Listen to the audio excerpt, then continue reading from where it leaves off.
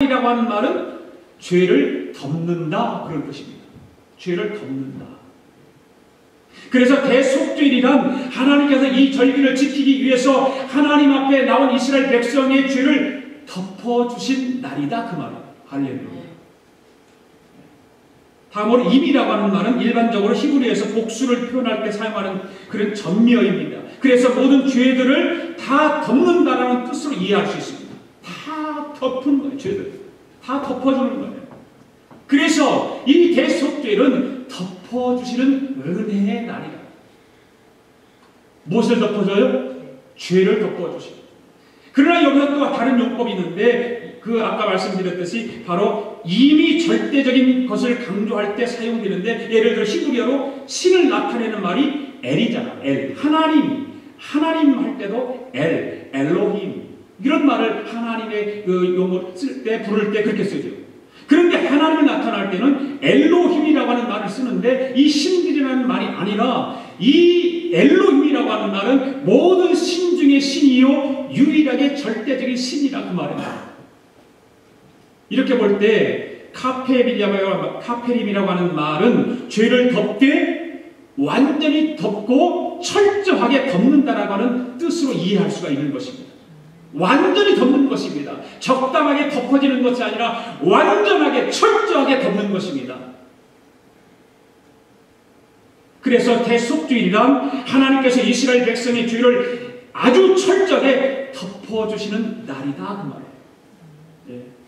더 이상 그 죄에 대해서 묻지도 않고 열어보지도 않고 그거에 대해서 상관하지 않는 철저하게 덮어주시는 날, 그런 날입니다. 요한복음 8장에 보면 예수님께서 음행 중에 잡혀온 그 여인을 용서해 주시는 이야기가 나옵니다. 서기관들과 바리새인들이 이 음행 중에 잡힌 그 여인을 예수님 앞으로 끌고 옵니다. 그리고 예수님 앞에 이 여인의 죄상을 낱낱이 다 들춰냅니다. 그리고 이야기합니다. 그리고 율법에 이런 여인을 돌로 치라고 기록되어 있음을 예수님에게 이야기합니다. 예수님이 모르는 것이 아니라 다 알고 계시는데 이 서기관과 바리새인들이 그렇게 이야기합니다. 이제 예수님께서는 어떻게 하실 것인가? 바로 이 여인을 율법에서는 돌로 쳐 죽이라고 얘기했는데 이 예수님은 어떻게 할 것인가? 시험하고 있는 거예요. 이때 예수님께서 어떻게 하시죠? 몸을 굽혀서 땅에 손가락으로 무엇인가를 글을 막 쓰십니다. 그리고 쓰시고 나서 예수님께서 그 바리새인과 서기관들에게 무슨 말을 하죠? 너희 중에 죄 없는 자가 이 여인을 향해 돌로 치라 이렇게 말합니다. 그리고 다시 땅에 무엇인가 글을 쓰셨습니다. 사람들이 양심의 가치를 느끼기 시작합니다.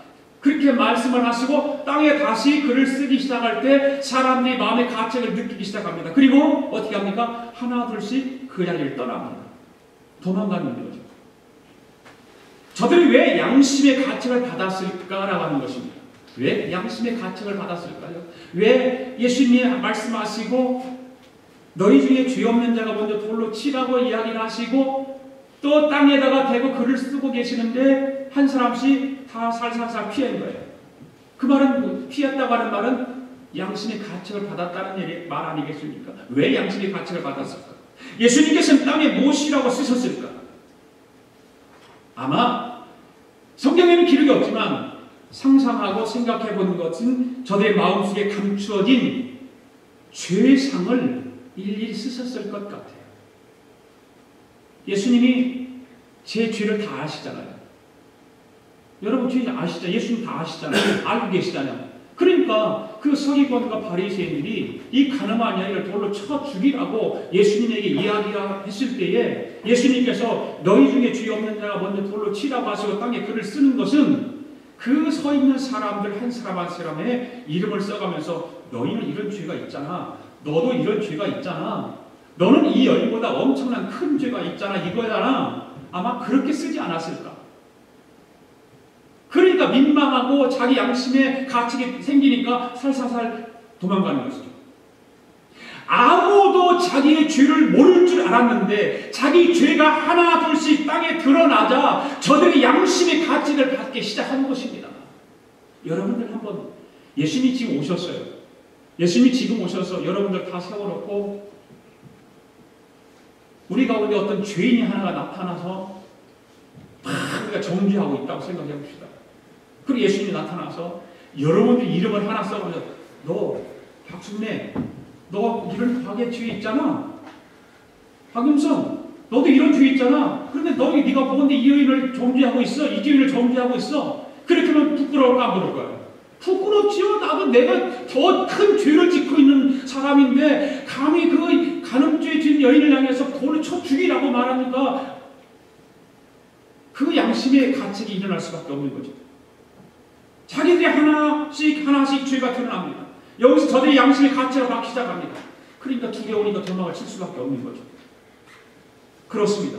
세상에는 두 종류의 죄인이 있습니다. 하나는 죄상이 드러난 죄인과 또 다른 하나는 뭐냐면 죄상이 감추어진 죄인이 있다는 거죠. 죄가 드러난 죄인과 드러나지 않는 죄인 두 분류가 있다는 것입니다. 사람들이 볼 때 죄상이 드러난 죄인만 죄인일까요? 아니잖아요.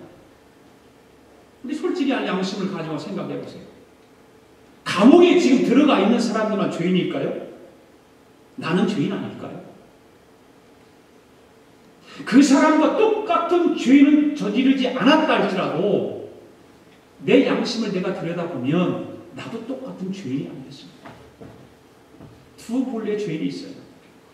나는 감옥에 안 갔으니까 나는 죄가 없다고 말할 사람 아무도 없어요. 그 주님 앞에서 보면 그럴 수밖에 없어요.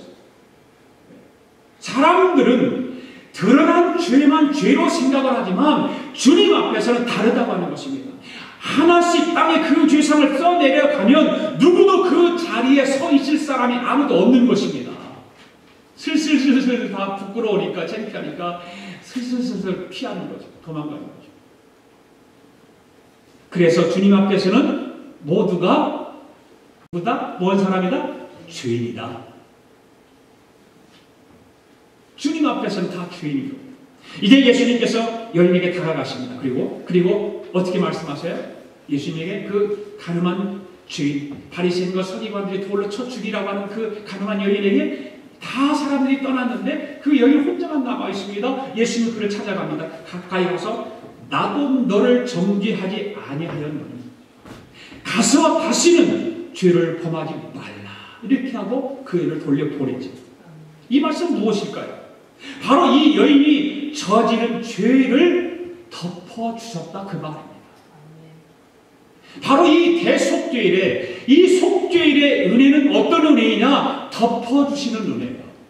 우리 입술을 통해서 내 죄를 하나님 앞에 다 토해하고 고하기만 하면 하나님께서는 그걸 들춰내지 아니하고 꼭꼭 그거를 덮어주시는 것입니다. 용서해 주시는 거예요. 사람들은 그걸 들춰낼 수 있어요. 사람들은 그것을 자꾸 이야기할 수 있어요. 그러나 예수님은 우리의 죄를 덮어주시는 거예요. 바로 이것이 덮어주시는 은혜인 것입니다. 오늘 본문에서 이스라엘 백성들은 1년에 한 번 대속죄일을 지켰습니다. 그리고 하나님께서 자신들의 모든 죄를 덮어주신 은혜를 받았던 것입니다. 바로 하나님께서는 오늘도 우리의 덮어주시는 은혜를 베풀어 주시는 것입니다. 할렐루야.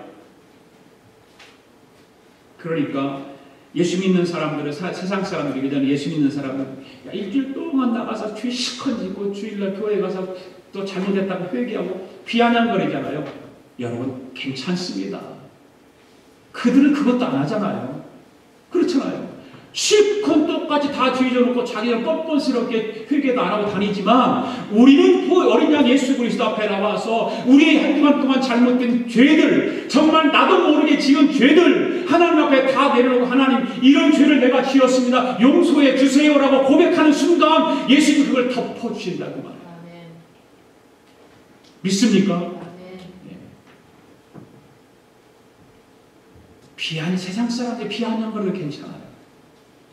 우리는 예수님, 어린 양 예수님, 나의 생명이고 나의 구원자시기 때문에 그 생명되고 구원자 되신 하나님 앞에 예수 그리스도 앞에 내 죄를 고백하며 다 덮어주시는 것입니다. 할렐루야. 두 번째로 죄사함에 대한 은혜의 특징은 무엇일까요? 다시 기회를 주시는 은혜입니다. 다시 기회를 주시는 은혜. 29절 말씀 함께 읽어볼까요? 시작. 너희는 영원히 이 교회를 지킬지니라. 일곱째 달 곧 그 달 10일에 너희는 스스로 괴롭게 하고 아무 일도 하지 말되 곧 도인이든지 너희 중에 거류하는 거류민이든지 그리하라.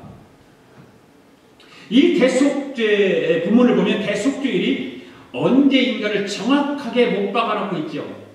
언제라고 말하죠? 일곱째 달 그 달 10일에, 그러니까 7월 10일 날.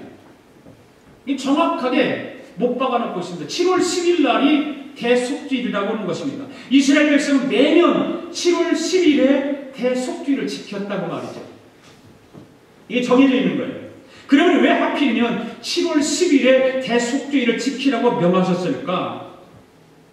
그 이스라엘 그 역사, 어떤 전승을 찾아보면 이날은 하나님께서 모세에게 두 번째 언약의 돌판을 주신 날이라고 전하고 있어요. 모세에게 두 번째 돌판을 주신 날인데 왜 두 번 줬죠? 모세가 왜 하나님께서 모세를 다시 돌판을 첫 번째 돌판을 어떻게 했습니까? 깨트려 버렸죠. 왜 깨트렸어요?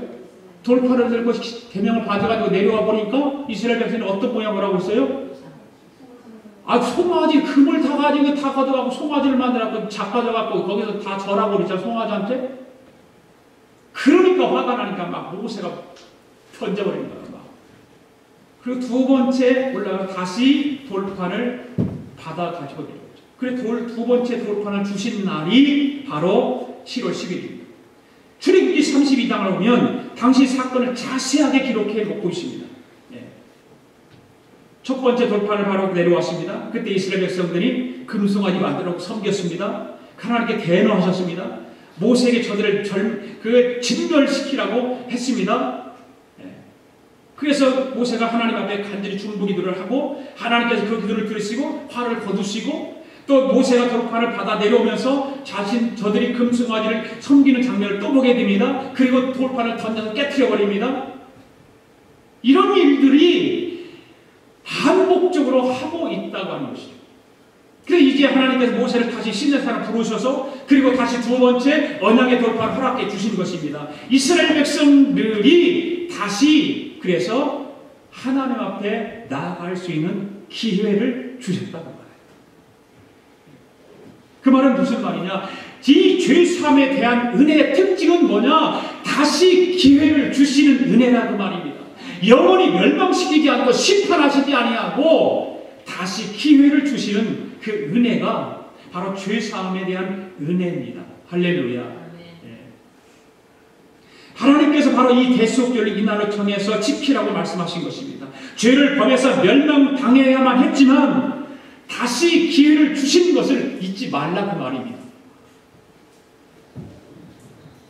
실제로 저들이 대속죄를 지키면서 한 해 동안 자신들의 잘못으로 심판을 받아야 하지만 다시 기회를 주시는 그 하나님의 은혜를 받게 되었다라고 하는 거 얼마나 감사하겠어요. 얼마나 감사하겠어요. 오래전에 미국의 그 풋볼 경기가 오늘 풋볼이 있죠.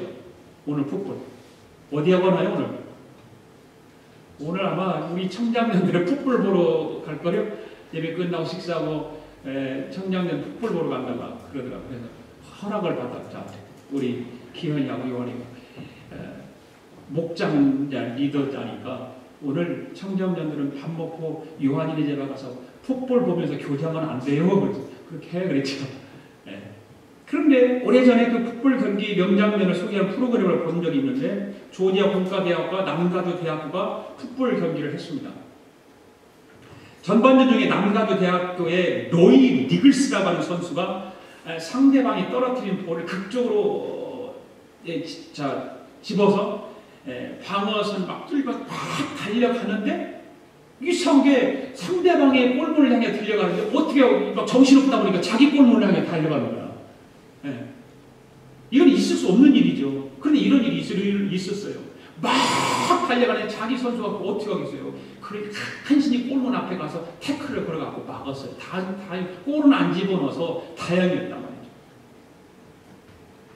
근데 그리고 나서 그 팀의 그 베니 그 롬스라고 하는 선수가 막 가까스로 맞고 나니까 그리고 나서 전반이 끝났습니다. 이 전반이 끝나고 나서 이 로이 선수는 양손을 가린 채 코너에 홀로 앉아가지고서 고민을 하고 있는 거죠.